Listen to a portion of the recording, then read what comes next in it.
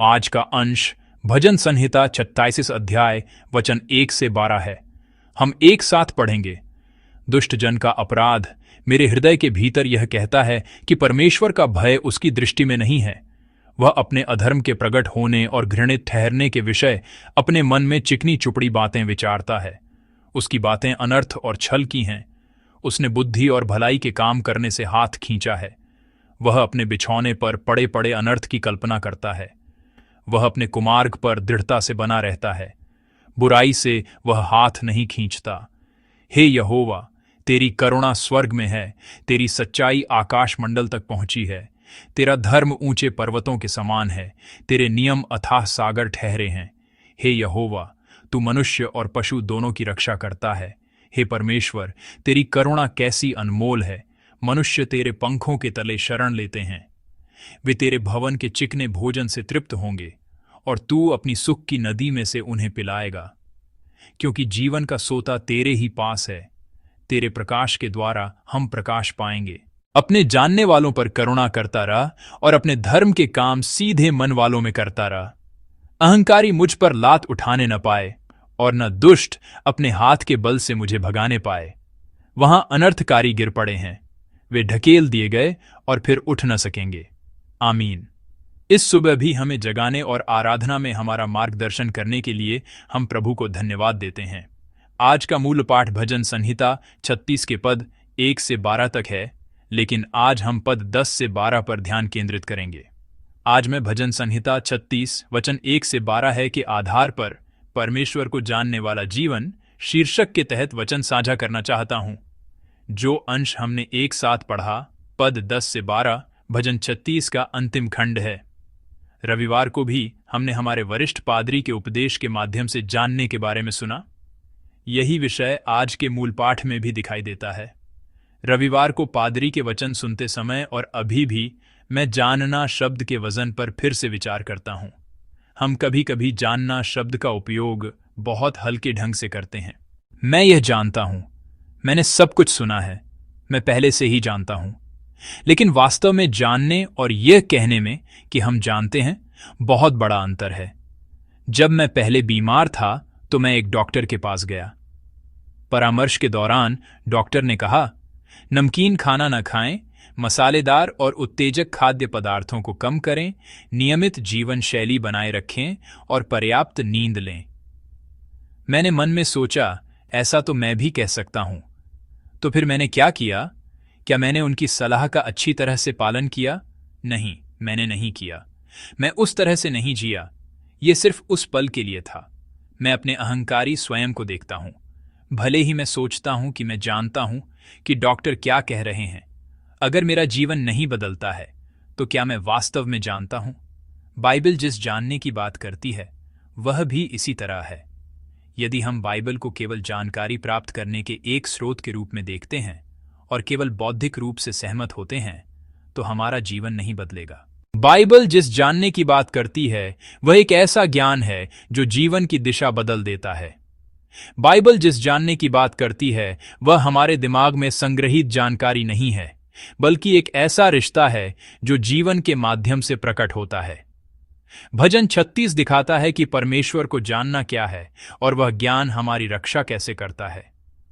चूंकि भजन 36 की मूल सामग्री को जानना अच्छा है, इसलिए मैं इसकी रूपरेखा के बारे में संक्षेप में बात करूंगा और फिर उस अनुग्रह को साझा करूंगा जो आज का मूल पाठ हमें देता है।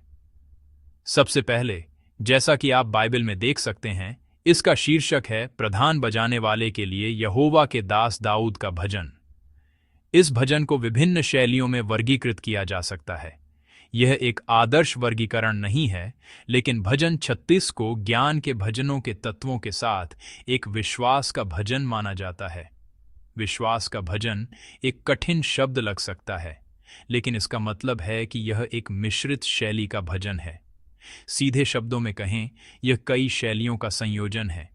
ज्ञान के भजन में आमतौर पर ऐसे अंश होते हैं जो दुष्ट और धर्मी के बीच अंतर करके जीवन में अंतर्दृष्टि प्रदान करते हैं।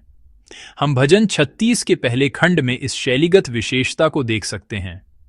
क्या इसमें दुष्ट के मन में परमेश्वर का भय नहीं है, जैसे भाव नहीं है? ऐसी सामग्री को देखते हुए हम कह सकते हैं कि इसमें ज्ञान के भजन के तत्व हैं। हालांकि इसे पूरी तरह से ज्ञान का भजन कहना मुश्किल है। जैसा कि मैंने पहले कहा, भजन 36 एक मिश्रित शैली का भजन है। इसमें विश्वास के भजन के तत्व भी हैं। एक विश्वास का भजन, जैसा कि नाम से पता चलता है, एक ऐसा भजन है जिसमें विश्वास की स्वीकारोक्ति होती है। चिंताजनक परिस्थितियों, कठिनाइयों और विलाप के बीच विश्वास की स्वीकारोक्ति, जैसे प्रभु मेरा गढ़ है, प्रभु मेरी सहायता है, सामने आती है। एक प्रसिद्ध विश्वास का भजन जिसे हम जानते हैं वह भजन 23 है। यहोवा मेरा चरवाहा है, मुझे कुछ घटी न होगी। आमीन। यह एक आदर्श विश्वास का भजन है। यह कितनी अनमोल स्वीकारोक्ति है ना? यह परमेश्वर को शरण, चट्टान, गढ़, चरवाहा और छाया के रूप में वर्णित करता है। भजन 36 के पद 7 में भी आप तेरे पंखों के तले वाक्यांश देख सकते हैं। सच तो यह है कि भजन 36 को पूरी तरह से विश्वास का भजन नहीं कहा जा सकता, लेकिन इसमें कुछ तत्व हैं, इसलिए इसे मिश्रित विश्वास का भजन के रूप में वर्गीकृत किया जा सकता है। इस तरह के वर्गीकरण का कारण यह है कि भजन की विशेषताओं को जानने से हमें यह समझने में मदद मिलती है कि भजन क्या कह रहा है, इसे किस भावना और दृष्टिकोण से पढ़ा जाना चाहिए और हमें कैसे प्रतिक्रिया देनी चाहिए। यह वर्गीकरण एक संकेत के रूप में कार्य करता है जो हमें दिखाता है कि भजनों की विभिन्न कविताओं और उनकी विविध भाषाओं को कैसे समझना और स्वीकार करना है। आज हमने जो पद 10 से 12 पढ़े हैं, उन्हें विश्वास का भजन कहना थोड़ा मुश्किल है।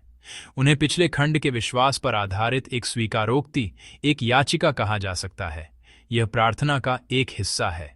भजन 36 के पद 1 से 4 दुष्टों की वास्तविकता का सामना करते हैं और पद 5 से दृष्टिकोण बदल जाता है और परमेश्वर के प्रति एक स्वीकारोक्ति बन जाता है। पद 5 से 9 में सीधे तौर पर कुछ प्रदान करने के लिए अनुरोध नहीं है, बल्कि मुख्य रूप से परमेश्वर के करुणा, सच्चाई और धार्मिकता जैसे शब्दों के साथ घोषणाएं हैं। तो पद 5 से भजनकार प्रार्थना कर रहा है और उस प्रार्थना की सामग्री पद 10 में जारी है। आइए आज के मूल पाठ पद 10 को एक बार फिर से एक साथ पढ़ें। अपने जानने वालों पर करुणा करता रहा और अपने धर्म के काम सीधे मन वालों में करता रहा। आमीन। मूल भाषा में परमेश्वर को तू, ट्यू कहकर संबोधित किया गया है। परमेश्वर को तू कहना निरादर नहीं, बल्कि अत्यंत घनिष्ठ संबंध, इंटीमेट रिलेशनशिप को दर्शाता है।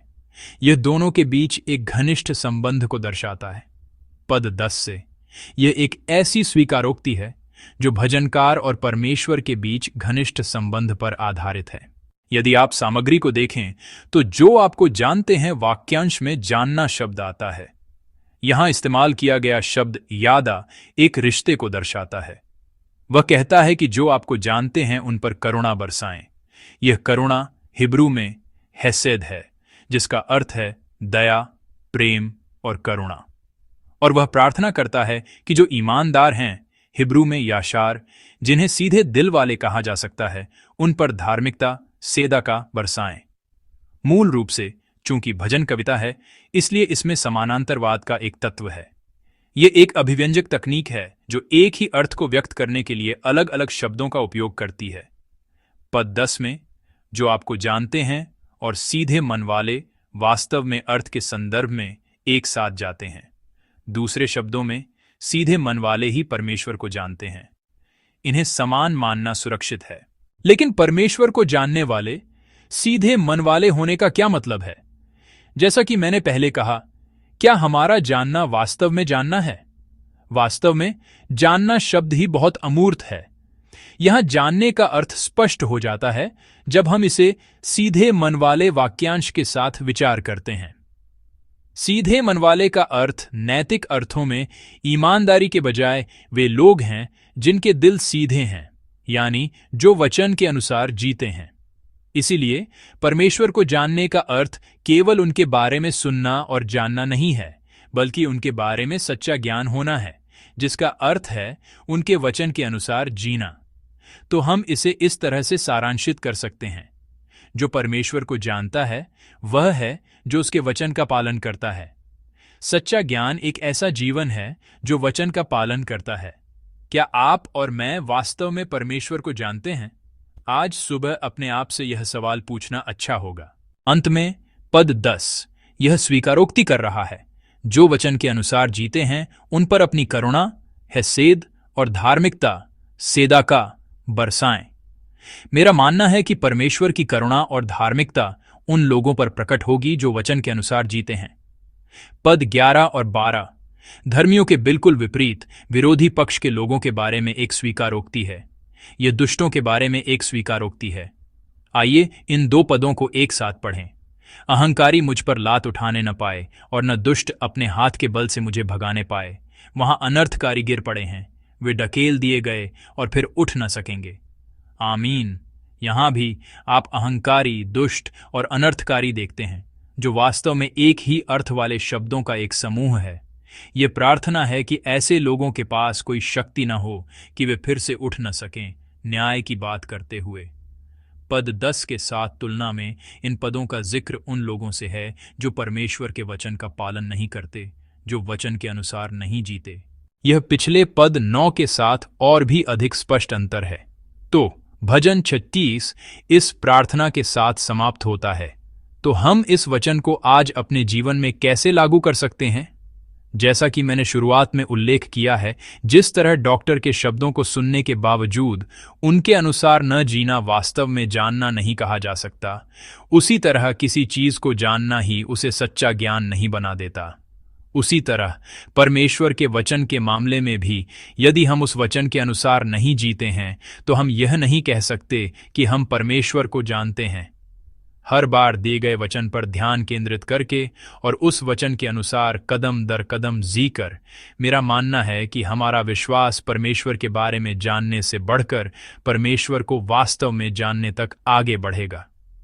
परमेश्वर के बारे में जानना और परमेश्वर को जानना पूरी तरह से अलग स्तर पर है। पहला केवल जानकारी प्राप्त करने के लिए है। मेरा मानना है कि दूसरा निश्चित रूप से जीवन को बदल देता है। इसलिए विश्वास का वह वाक्य जिसे हमें हमेशा याद रखना चाहिए वह यह है, परमेश्वर को जानने का मतलब है कि हम परमेश्वर के वचन को अपने जीवन का निर्धारण करने दें। और जैसा कि हमने मूल पाठ के माध्यम से देखा, मेरा मानना है कि परमेश्वर को जानना हमारी रक्षा और मार्गदर्शन भी करता है। मेरा मानना है कि परमेश्वर का सच्चा ज्ञान हमें अपने जीवन में परमेश्वर के विश्वास योग्य कार्यों का अनुभव करने की अनुमति देता है। मैं प्रार्थना करता हूं कि आज के दिन आप हर समय और हर स्थिति में परमेश्वर की ऐसी विश्वसनीयता, करुणा और धार्मिकता का अनुभव करें। मैं आशा करता हूं कि हम आज पूरे दिन भजन 36 की इस प्रार्थना और विश्वास की स्वीकारोक्ति को प्रभु के सामने प्रस्तुत करते रहेंगे।